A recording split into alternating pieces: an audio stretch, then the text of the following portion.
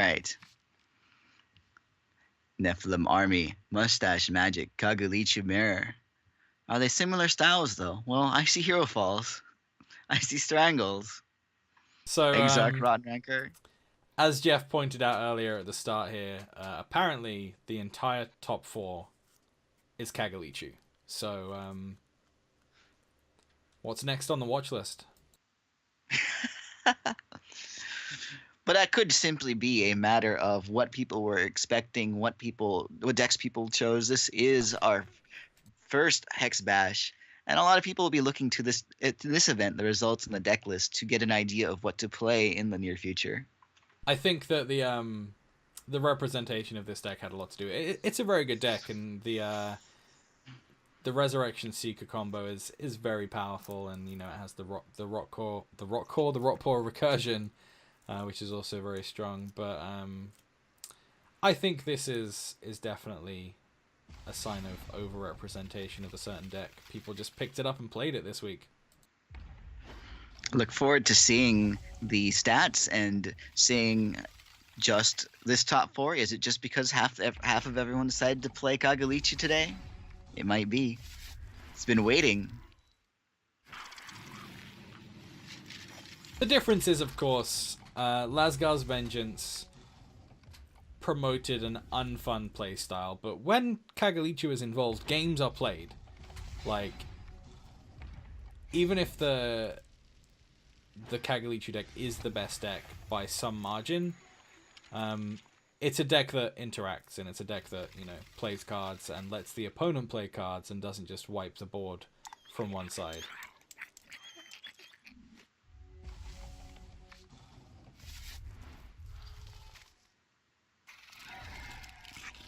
Fentel, no! We can see the danger coming a mile away. He's a hero, and heroes must fall. My hero.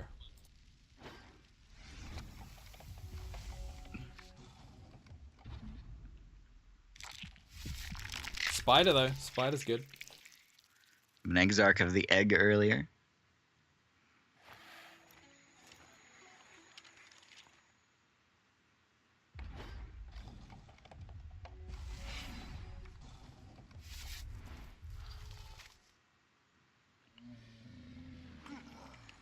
But the question is, with both players having a bunch of Hero Fall, who removes what, and what are we left with? Rotten Rancor takes Underworld Crusader, battles the Cottontail Explorer. Don't want to Hero Fall that.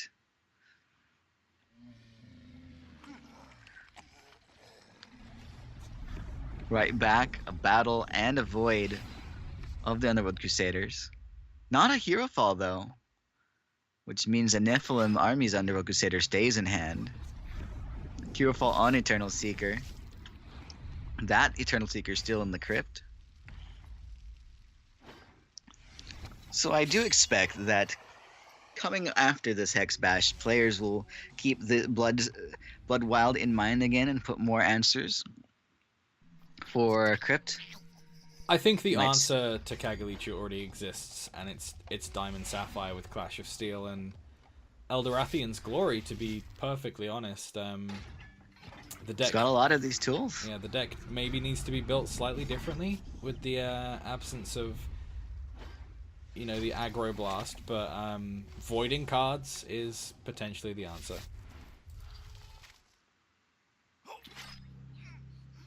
Which Eternal Seeker does pretty well.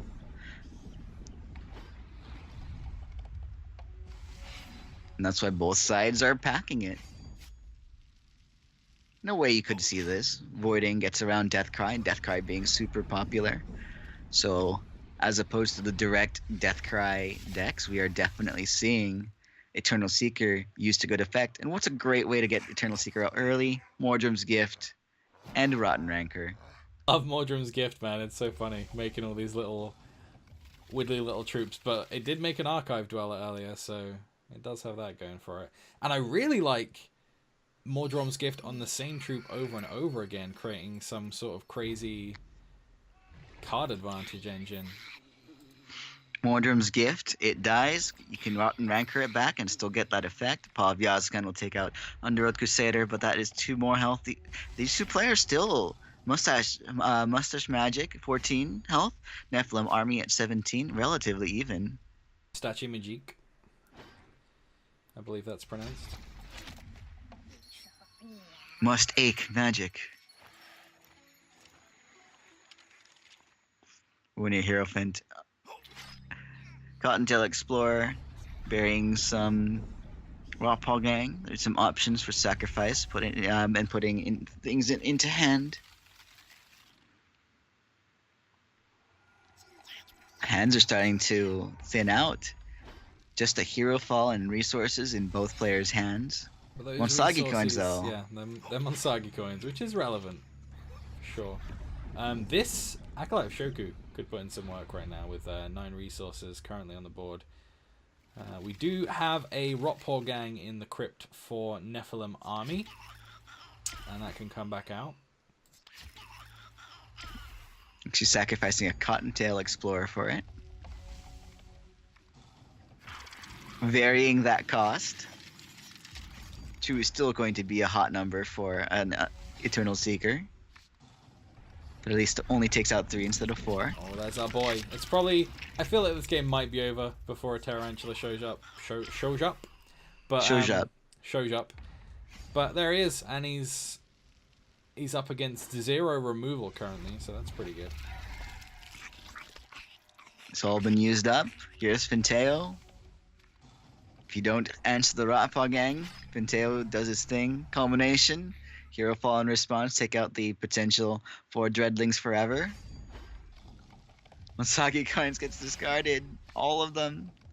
The potential cards, both players super top decking, and Paw of Yazakan can scrounge 3, destroy things. NephilimArmy maintaining advantage here. Has Finteo. Should activate Finteo. Because what? Yep, there we go. It's done. It's over. Finteo's been activated. Mm-hmm. Indeed. I think that Finteo is actually perhaps an include for those Diamond Sapphire matchups where, you know, it's not easy to get rid of outside of transforming it and rune binding it. They're not played, so they're they just enter play. They can't be interrupted. So the interrupt based control decks may have problems with that. Some ideas for those of you looking for the next Hex Bash, getting some ideas.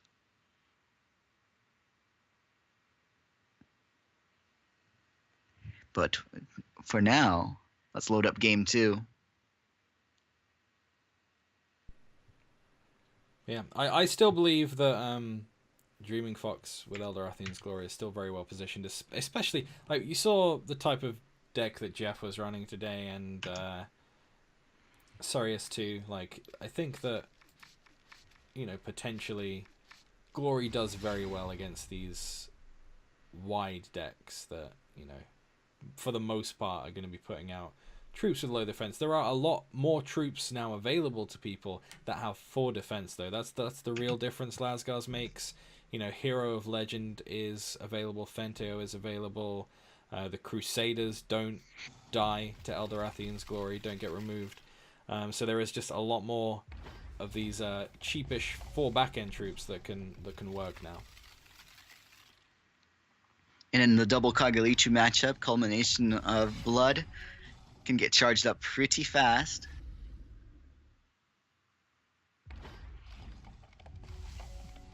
Mustachemagic needing to win this game and the next to get into the finals. This is a Hex Bash top 4 match. Kagalichu on Kagalichu with NephilimArmy up 1 game. It was a good draw on the Runa there. There was nothing much going on until that came down. It may be losing its life to this Strangle, but at least it was something to do. This game is a slow one, judging by what we see in the hands right now. 3 hero falls on top, and 1 hero fall Waltz Rancor on bottom. With players wanting to draw into things like Cottontail Explorer. Indeed, we see the gift there coming back to the hand with Kagalichu.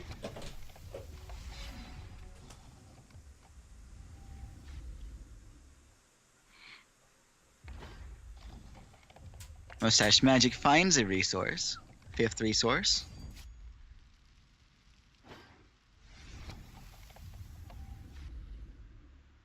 Holds up everything. 5th resource also for NephilimArmy. Do we have the no man's land of whatever you play is going to get hero falled right now between these two players? The first hero fall has been fired on Underworld Crusader. Mustachemagic will get 2 cards. Ooh, discarding the Yazakan, wants to get that one back with the Rancor, which is fair enough, I suppose. What we may see first, though, of course, is the culmination of Blood come down, which is now ready to fire. Rotpog Gang comes in first.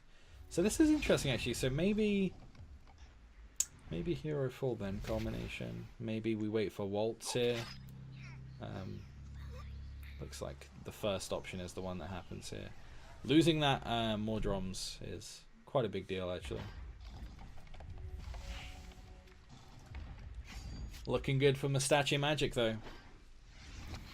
And this opens up NephilimArmy sacrificing a troop to get Rotpog Gang back and immediately playing it, which means Waltz of the Damned is active and will take the Rotpog Gang. Waltz is huge here. There's uncontested Fentio again. The best kind of Fentio. But the Rotpog Gang really shouldn't hit, so Waltz of the Damned is going to be the play this turn. So Mistress of Bones is also really good here because it can get back that Rotpog Gang via either of the possible options. Yes. But that means Yazakan can't be brought back. It can only bring it back as the Shinhair, not as the Necrotic. But Fenteo, well, unfortunately Fenteo is likely to be voided and not destroyed. But if Fenteo were in the crypt, you get it back. Right. 2 or 3. Aww. Poor Fenteo. Right, of course, the Necrotic isn't one of the options for Mistress of Bones, but it's still really good. Here's Mistress of Bones. Mistress of Bones will bring back Yazakan. And Mistress of Bones can block the Eternal Seeker. It can. What does Kagu do here? Kagu's gonna get a resource. Good job, Kagu. Taking lessons from Renna. The Straggle. Oh, was that a Seeker and then an opt for no removal? Because it would take out the Mistress of Bones as well? Yes. Hero fall on Seeker is in the crypt. 9 damage. Rotpog Gang brought back. Here's Rotpog Gang. Top deck, not Waltz of the Damned. NephilimArmy still at 12. That's a lot of flight, and Rotpog Gang can get flight, just like right here. Underworld Crusaders right there. Take your pick. What are we doing? Voiding the Underworld Crusader? That's it. State. Yeah. The deck I thought was going to win that did not win that. But, I mean, again, these matchups seem to keep coming down to culmination of blood. Like, the first person to lose their entire hand is probably going to lose the game.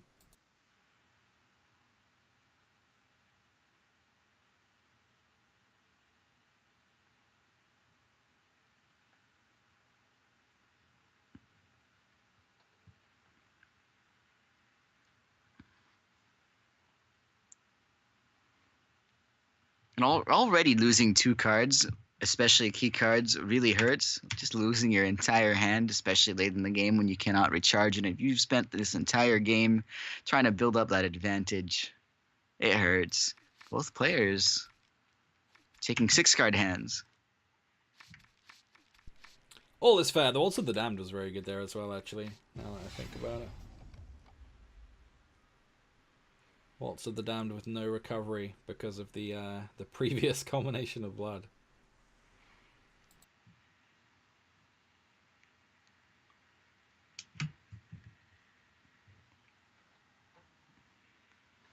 So, initially this one looks pretty good for NephilimArmy. If the hero fall does hit the Crusader, though, the other one potentially leaves. But again, we see that problem that could happen. Stuck on 2 is a definite possibility here. Actually, no, it's not. There's a blood ice there, what we're talking about. Yeah. Stuck without wild could have been a possibility without that wild shard coming off the top. But still, blood ice fixes that too. Well, not 100%. A very good chance, though. A decent chance, but it could have been a situation where wild wasn't available. But it seems to have all sorted itself out. We see that ice did put another resource on top there, going for the 4th resource instead of another card. Pretty smart stuff. Get that Kagalichu online as well.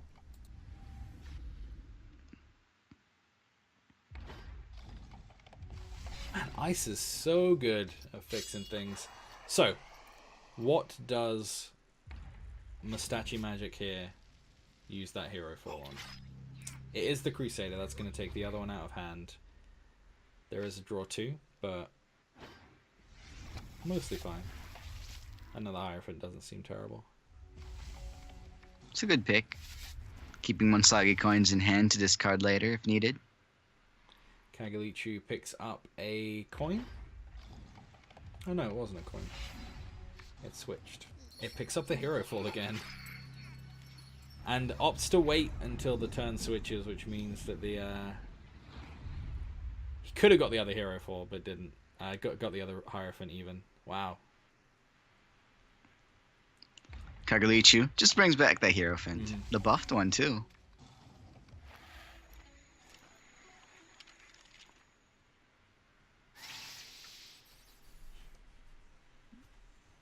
Cottontail Explorer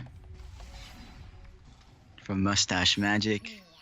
NephilimArmy, a second Eternal Seeker, but not enough resources for that. Gemborn Prowler, in response to Runir Hierophant, voids it. It doesn't grow, doesn't Deathcry either.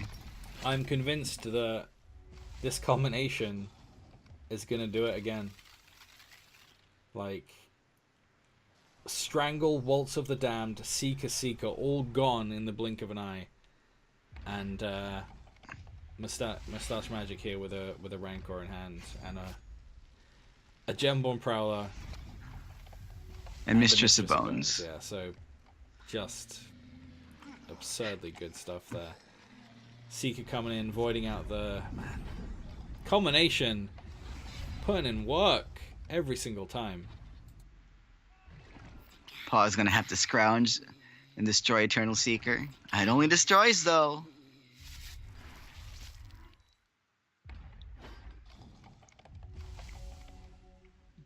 I have a feeling this is the style of deck that players will be gunning for next week. Or even sooner than that. Paul of Yazuken is in Strangler range. Gemborn Prowler, pretending to be a 3/3 Runir Hierophant. NephilimArmy picks up a shard. Doesn't have allegiance, not even a battle hopper. Nothing, no cards, but still has a bunch of health. But I mean, Mistress of Bones is probably hitting the table right now, bringing some of those troops back from the crypt. What's coming? Let's see, we've got a Shinhair. I don't think there was a target before that Kagalichu charge power, so that was fairly useful. Cottontail Explorer isn't really what you want in this situation. Crusader, that's pretty good too. Coins come down, coins get a shard. Yeah, it is unfortunately not looking too good for NephilimArmy here. I'm not sure there is a card other than Waltz that can fix this situation. And that card is not Waltz. It is a shard though, a charge and a double Yazuki. Double scrounge pour? It is. So not out yet. Opting to hit the Crusader though. I don't think I would have done that. The Crusader does represent 4 damage. This reduces the attacks to 3 and 3, and you don't want to kill the Runir Hierophant right now. Underworld Crusader was drawn off the Underworld Crusader. 2 troops makes the Runir Hierophant bigger. Paw has to block one of these two. Blocks 3 damage. All right. Can we get that Paw of Yazuken back? But Runir Hierophant No, the Gemborn Prowler. spider. So Well, the rotten rancor, Rancor. the rancor is good. It does allow this 3 remove here, but the spider can win this game all by itself.